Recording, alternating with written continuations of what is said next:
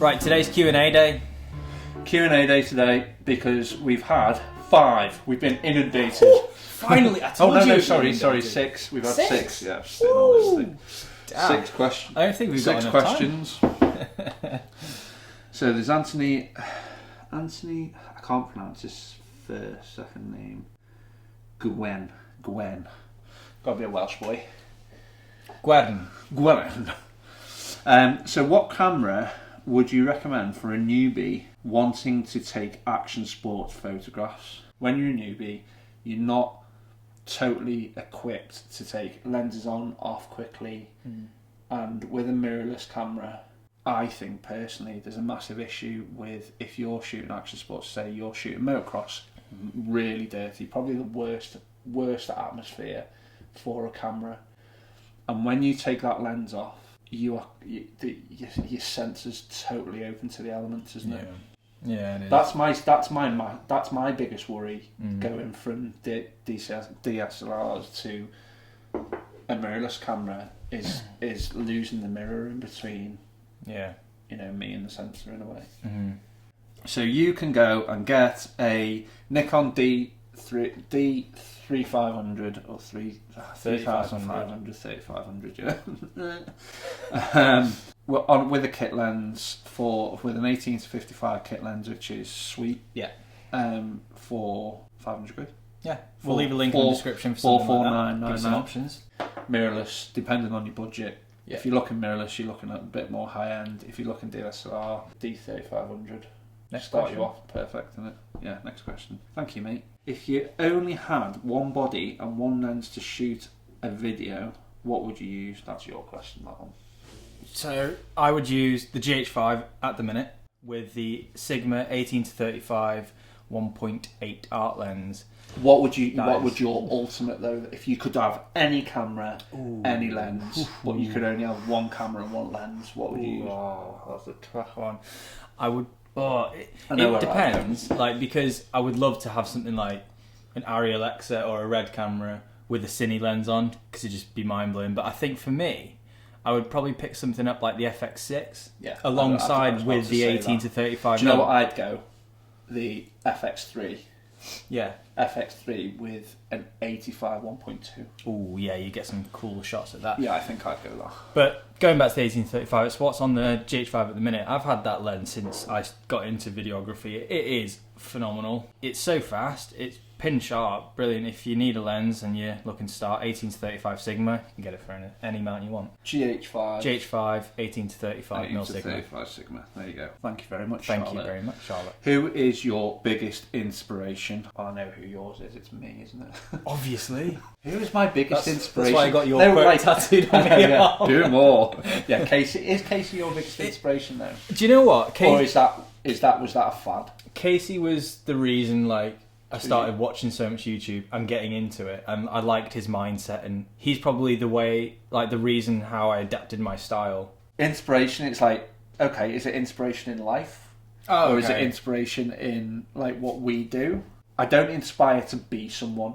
No. I know this might sound really big-headed and a little bit pig-headed in a way. I want to be totally different. Yeah. I want to be totally different. I know I'm not. Ding! It's already done that. I'd say inspiration's definitely Peter Lick. Staying on the Peters, I've already mentioned, I really like Peter McKinnon, only because when I started watching Peter, he was quite a small channel. He was, around to tens of thousands of views, and I'd watch his tutorials and this guy's cool. And seeing him grow as I've progressed my career in video, it's quite inspiring. So you've sort of grown with him. That's really on cool. Different, yeah, because I think his work's amazing. So I like to. Do you not think it's mad, right? There's 12 years between us or whatever it is. You're 27, I'm 41. The difference. My inspiration is I say real person, but a person that I know it from books and know from.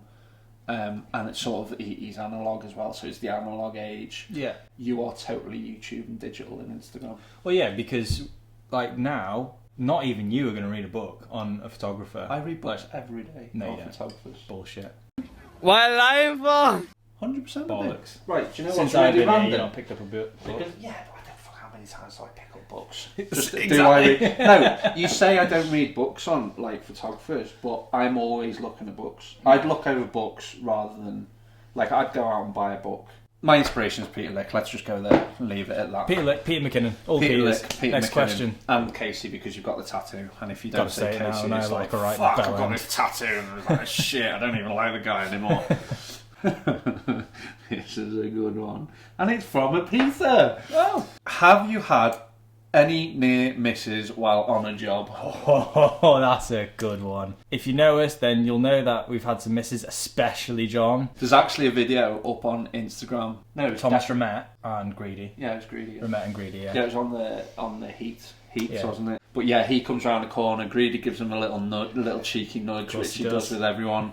Gives him a little cheeky nudge. He comes straight off the actual course up the FMX ramp, which That doesn't happen. It doesn't happen at all. And I was standing right there. So that And was literally, I'll flash the clip up, but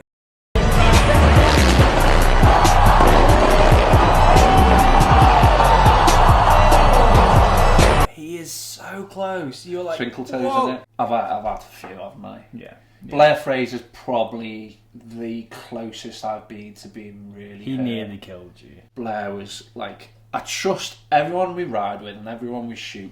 We do trust. Probably, a bit too I much. probably trust a little bit Way too too much. much. I get very, very close to the action. I try and shoot everything like wide angle, especially when I'm in the water. I'm always close anyway, so it's like a 14 to 24 wide angle, really fucking close to the action. We've got one of Ryan and Liam when Ryan nearly takes my head off. Yeah. But everyone thinks he's nearly taking my head off, but I'm totally in control of that. Yeah. It looks fucking sick, and it Yeah. does look like I'm about to be taken out, but I was in control of that situation.